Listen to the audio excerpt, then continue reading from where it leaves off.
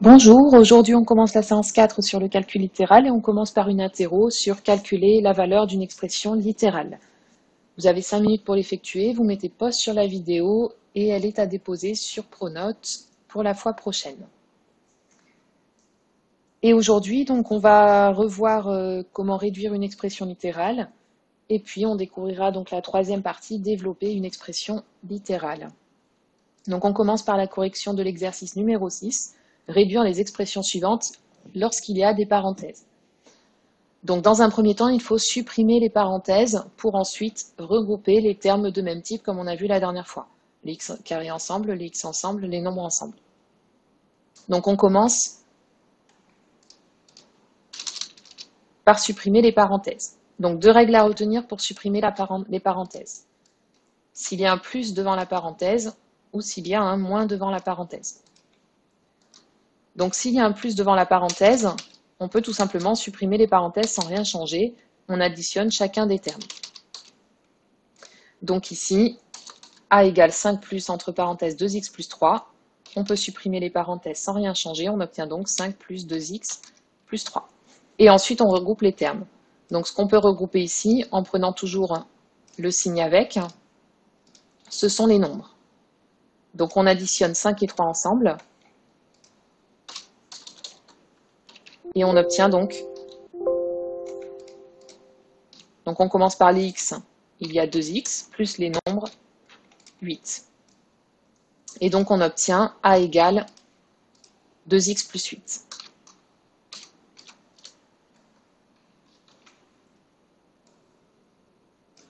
Le petit b,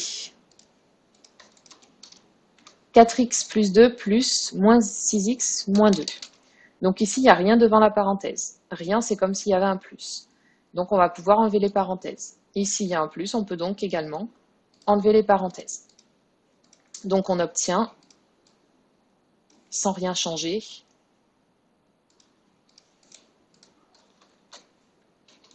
« 4x plus 2 plus moins 6x ». Alors ici, je rajoute des parenthèses, mais ce ne sont pas des parenthèses de priorité, c'est simplement pour séparer les signes.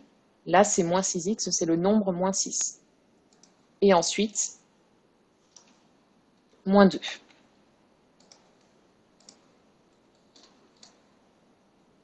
Donc en fait, je pouvais directement mettre moins 6x moins 2. C'est ce qu'on avait vu la dernière fois, en fait, quand il y a un plus devant la parenthèse, on additionne donc chacun des termes, c'est-à-dire qu'on met un plus devant les deux nombres. Donc ici, un plus devant moins 6x et un plus devant moins 2. Et ensuite, on simplifie les signes. Plus et moins donne moins, et plus et moins donne moins.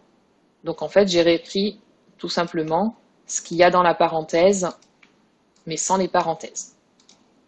Donc cette étape ici, elle est facultative. Et ensuite, on regroupe donc les termes ensemble. Donc ici, il y a deux types de termes. Il y a les x, «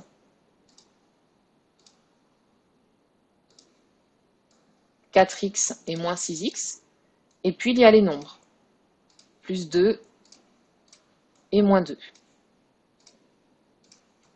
Donc d'une part, 4x moins 6x, 4 moins 6, pardon, ça fait moins 2x.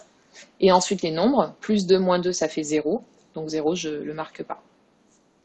Et donc j'obtiens b égale moins 2x.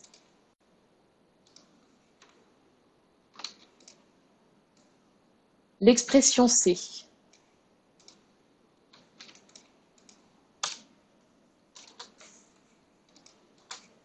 Donc cette fois, il y a un moins devant la parenthèse. Donc ici, ça va changer ce qu'il y a à l'intérieur de la parenthèse. Quand il y a un moins devant la parenthèse, on change les signes. On obtient donc 5x moins 3 moins 4x. Puisqu'on soustrait 3, moins 3, et on soustrait plus 4x. Moins plus 4x, moins plus, ça fait moins. Donc on met un moins devant les deux termes de la parenthèse. Ensuite, on regroupe donc les termes, les x ensemble et les nombres ensemble. Donc les x, il y a 5x moins 4x, 5 moins 4, ça fait 1x, et moins 3 tout seul. Un x, c'est une fois x. Par convention, comme vous l'avez vu l'an dernier, on n'est pas obligé de mettre le 1 devant. Donc on peut écrire tout simplement c égale x moins 3. Ça permet d'alléger un peu l'écriture de l'expression littérale.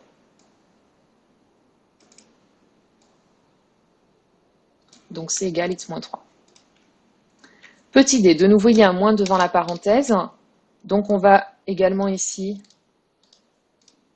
changer les signes qui sont à l'intérieur.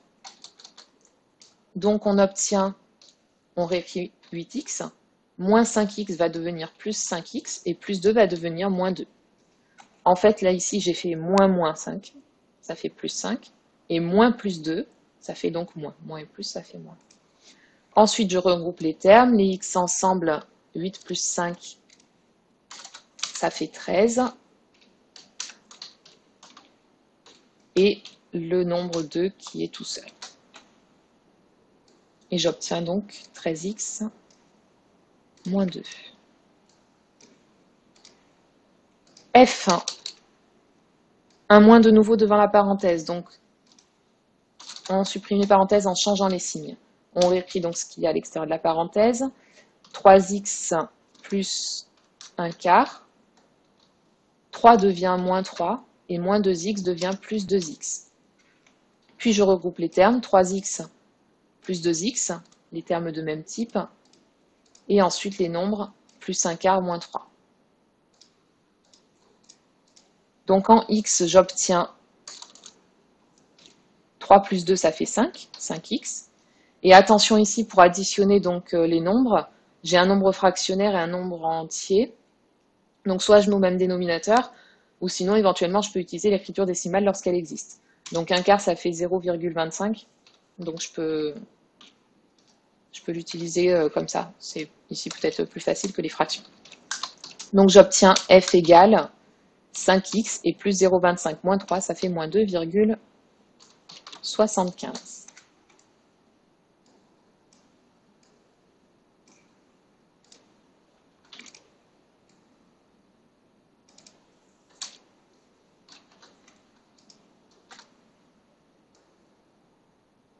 Donc on aurait pu aussi utiliser l'écriture fractionnaire ici. On met tout sur 4, ça marche aussi. Et enfin le G. Donc ici il n'y a que des plus devant les parenthèses, rien puis un plus. Donc on peut enlever les parenthèses sans rien changer. Donc on va réécrire l'expression sans parenthèse. Donc 2 tiers 2x plus 1 tiers plus 5 sixièmes moins 2 sixièmes de x.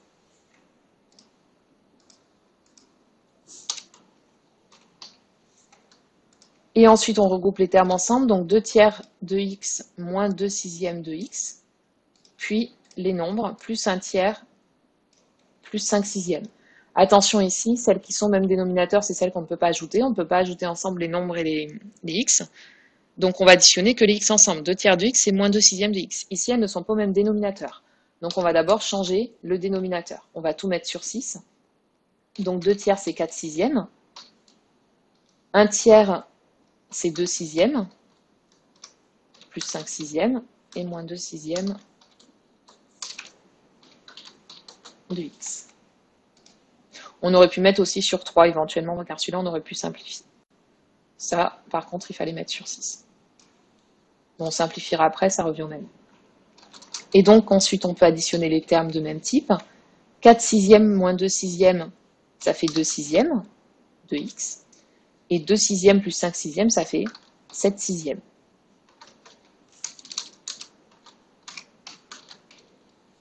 Donc ici, comme je disais à l'instant, donc on peut simplifier. 2 sixièmes, ça fait 1 tiers. Donc on obtient 1 tiers de x plus 7 sixièmes. On aurait pu le faire avant, on aurait gagné une étape. Donc ici, on a additionné les x. Et ici, on a additionné les nombres.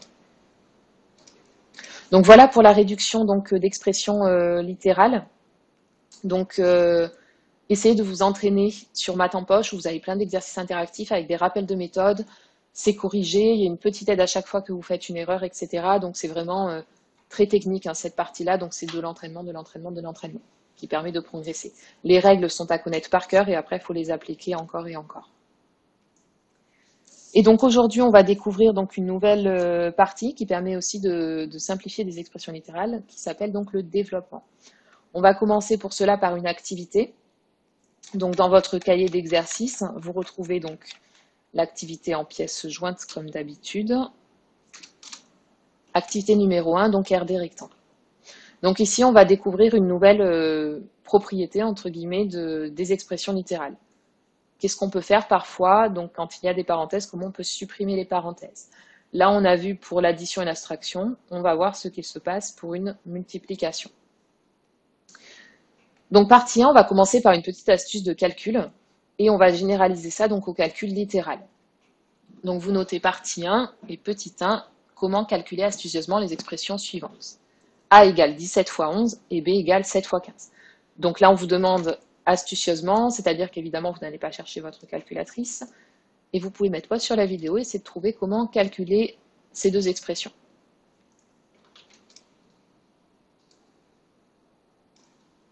Donc ici, le but, en fait, c'est de se ramener à un calcul simple. Multiplier par 11 ou par 7, c'est pas facile. Ce qui est facile à calculer, c'est x 10, x 20, etc. Donc on va se rapporter en fait à ces multiplications par des nombres ronds. Donc par exemple ici, pour le A, on va pas faire x 10, mais on va pas faire x 11, pardon, mais on va faire x 10. 17 x 10. Mais il manque quelque chose, parce qu'on ne veut pas faire 17 x 10, mais 17 x 11. Donc en fait, 11, pardon, c'est 10 plus 1. Là, j'ai juste remplacé 11, c'est 10 plus 1. Alors, à l'aide de ça, essayez de calculer plus facilement donc l'expression A si vous n'aviez pas réussi. N'hésitez pas à mettre pause de nouveau sur la vidéo.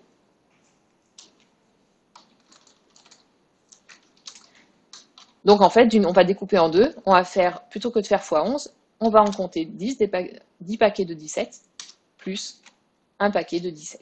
Et du coup, on en aura 11. 11 fois 17, c'est 10 fois, puis encore une fois. Ça en fait 11 en tout. Et donc, ça va permettre de calculer facilement cette expression, parce que 10 fois 17, vous savez le faire sans calculatrice. 17 fois 10, ça fait 170. Et 1 fois 17, pareil, c'est facile à calculer, 17. Et là, l'addition est assez facile, et on obtient donc 187. Donc finalement, 17 fois 11, c'est 187. Donc en fait, là, on voit qu'on a découpé la multiplication en fait en deux parties. Plutôt que de faire x 11, on a fait 17 x 10 et 17 x 1. Donc on a distribué le 17 en deux parties, avec 10 et avec 1. C'est ce qu'on appelle la distributivité qu'on verra donc par la suite. Donc essayez de faire la même chose avec le B. Donc là, on est un petit peu plus loin de 10, mais on peut également s'en rapprocher de la même manière. Donc ça ne va pas être 10 plus 1, mais ça va être assez similaire. Mettez pause sur la vidéo, essayez de voir quelle décomposition ici on peut faire pour 7 x 15. Donc de la même manière, on va découper. Donc en fait, au lieu de faire x 7, on va faire aussi x 10. Sauf que là, on va en compter beaucoup trop. On va en compter 3 en trop. Donc on va découper de la manière suivante, 10 moins 3 x 15, plutôt que de faire x 7. Donc on va en compter 10, mais on va en enlever 3. À partir de cette décomposition que je viens de faire, essayez de retrouver le résultat de l'expression B, donc facilement. Mettez pause sur la vidéo et complétez le calcul. Donc finalement, on va faire donc 10 x 15, mais comme on n'en voulait que 7, on va enlever 3 x 15. Si on en prend 10 si on prend 10 fois le nombre 15 et qu'ensuite on enlève 3 fois le nombre 15, au final, c'est comme si on n'en avait compté que 7. Donc ici, à tout moment, n'hésitez pas à mettre pause sur la vidéo et à compléter tout seul, hein, au fur et à mesure qu'il y a des indications qui sont données. Donc 15 x 10, c'est 150. Et 3 x 15, c'est facile à calculer aussi, c'est 45. Là, en fait, on arrive à des calculs beaucoup plus faciles. 1 x 10, x 100, etc. Puis ensuite, un nombre entre 1 et 5 qui va être beaucoup plus facile à calculer, dont vous connaissez assez bien les tables en général. Et donc, finalement, on obtient B égale 105. Et donc, 7 x 15, c'est 105. Donc après, bon, x 7, c'était aussi un petit nombre, donc vous auriez pu peut-être le trouver directement, peut-être que certains l'avaient. Mais quand on va avoir par exemple 17 ou 27 ou 37, là ça va être peut-être plus pratique. Donc ça c'est ce qu'on appelle la distributivité. La multiplication est distributive par rapport à l'addition ou par rapport à la soustraction. Et du coup, ça on va le généraliser à une expression littérale. Donc petit 2, écrire ces deux expressions sous une autre forme, pardon, j'ai fait une faute de frappe ici, sous une autre forme et formuler une conjecture. Donc vous pouvez mettre pause sur la vidéo et exprimer donc ces deux expressions d'une autre manière. Écrire une égalité entre les expressions. Donc en fait, c'est ce qu'on a fait ici.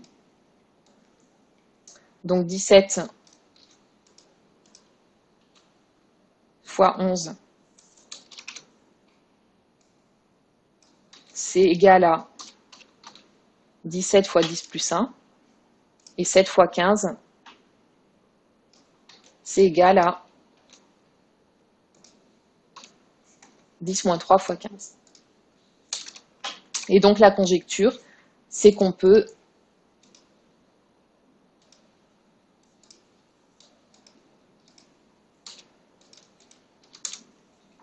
quand on a une multiplication par une parenthèse, on peut distribuer le premier facteur à tous les termes de la parenthèse. C'est ce qu'on va voir plus généralement dans la partie 2.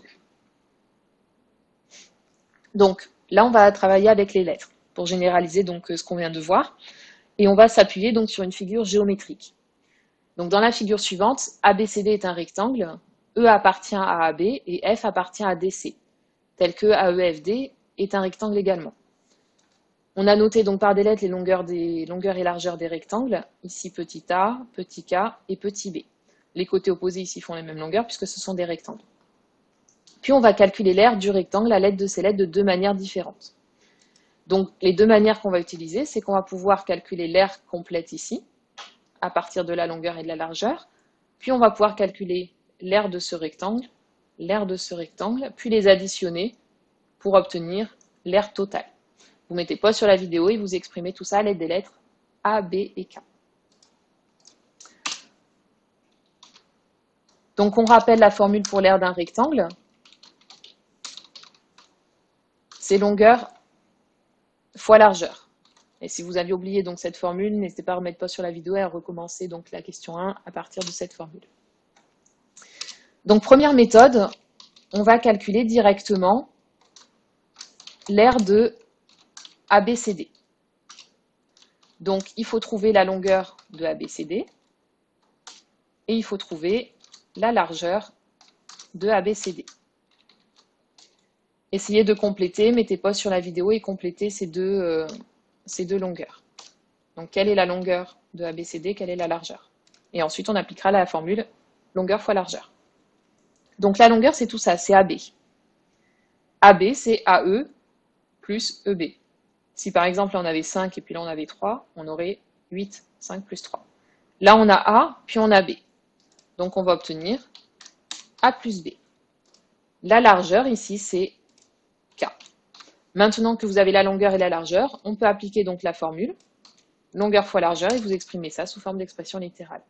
Mettez pause de nouveau sur la vidéo pour compléter. Donc on remplace la longueur qui est A plus B et on remplace la largeur qui est K. Et donc on obtient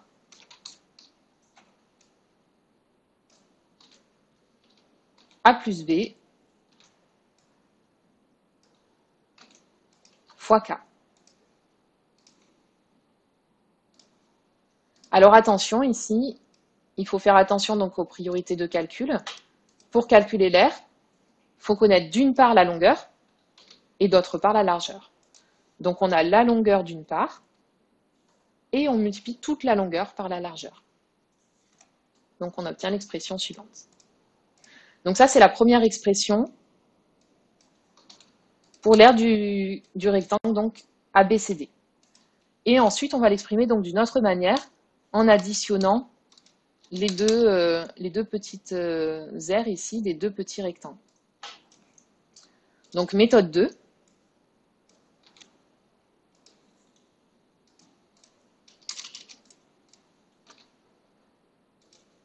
On va calculer d'une part l'aire de AEFD, puis l'aire de EBCF. Donc R de AEFD et de EBCF. Donc la longueur de AEFD, la largeur de EBCF. Donc vous déterminez cette longueur, cette largeur. Et ensuite, on calculera l'aire de EBCF. Et ensuite, vous faites de même pour l'autre rectangle. La longueur de EBCF, la largeur de EBCF,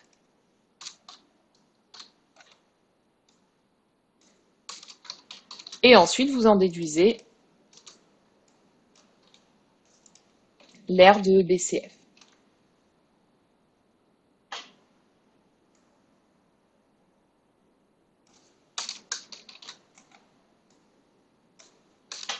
Et vous mettez pause sur la vidéo et vous essayez de compléter donc ces deux calculs.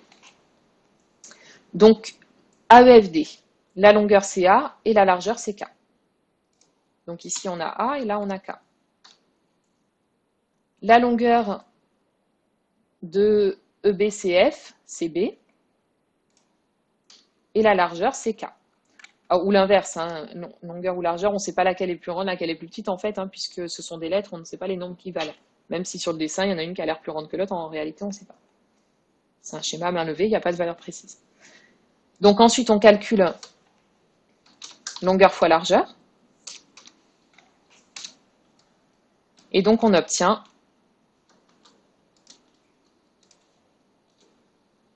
A fois K.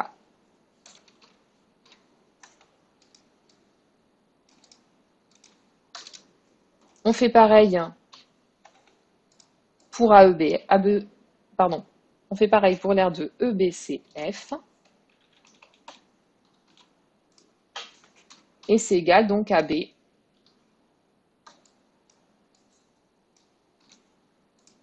fois K. Donc on obtient l'aire du premier rectangle, l'aire du deuxième rectangle. Et pour obtenir l'aire totale de ABCD, on va additionner donc les deux aires. Donc finalement, on obtient l'aire de ABCD, c'est égal à l'aire de AEFD plus l'aire de EBCF, et on remplace.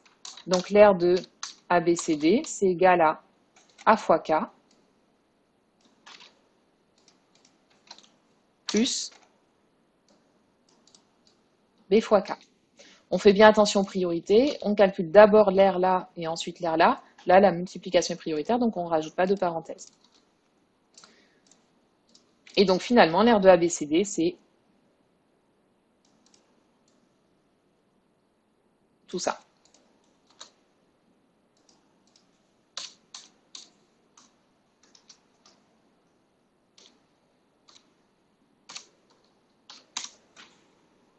Alors on a donc trouvé finalement deux manières de calculer l'aire de ABCD, ça et ça.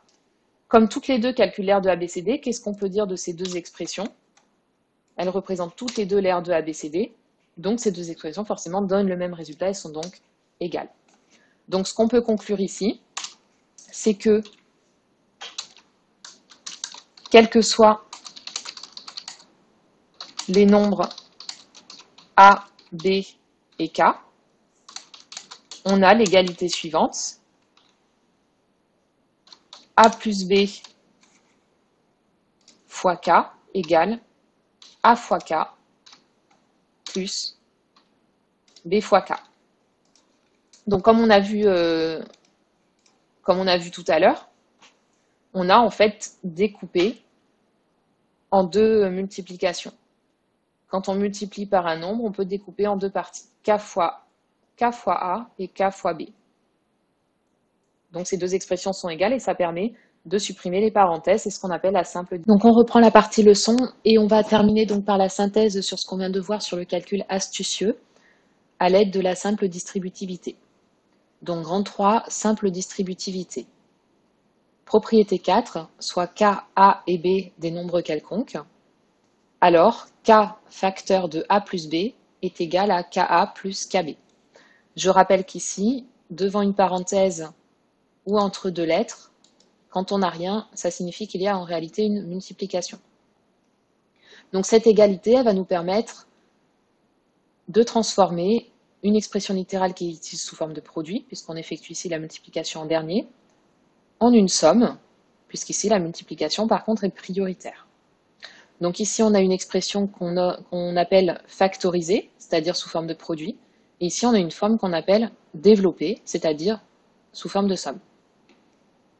Donc quand on a un produit et qu'on transforme en somme, on dit qu'on développe, et quand on a une somme et qu'on transforme en produit, on dit qu'on factorise. Et on va appliquer ça donc au calcul astucieux. Donc en remarque, on dit que la multiplication est distributive par rapport à l'addition. Distributive car en fait on distribue le facteur commun, KA, KB. Donc exemple 5, calculer astucieusement l'expression E, 13 fois 21. Donc on avait vu que pour calculer astucieusement, il faut se ramener donc à un nombre rond. Donc ici 21 par exemple, on peut le ramener à 20.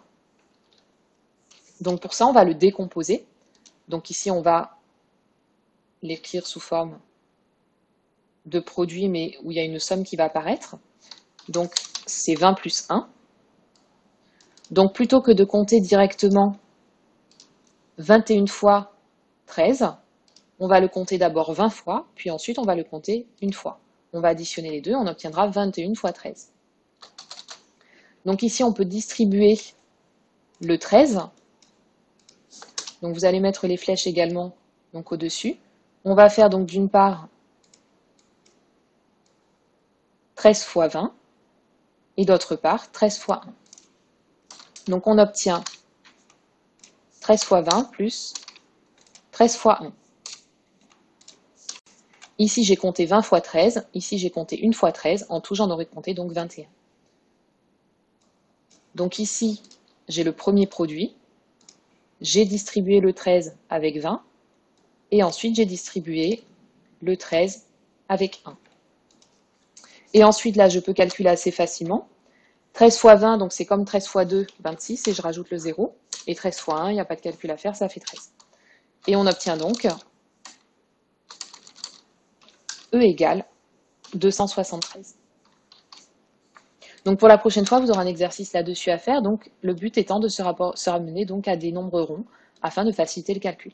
Évidemment, il n'y a pas le droit donc à la calculatrice. On essaie de rédiger au maximum comme ça. Après, si on trouve de tête, on peut l'écrire aussi de tête directement. La calculatrice peut permettre, par contre, éventuellement de vérifier son résultat à la fin et ensuite de se corriger. Voilà pour aujourd'hui.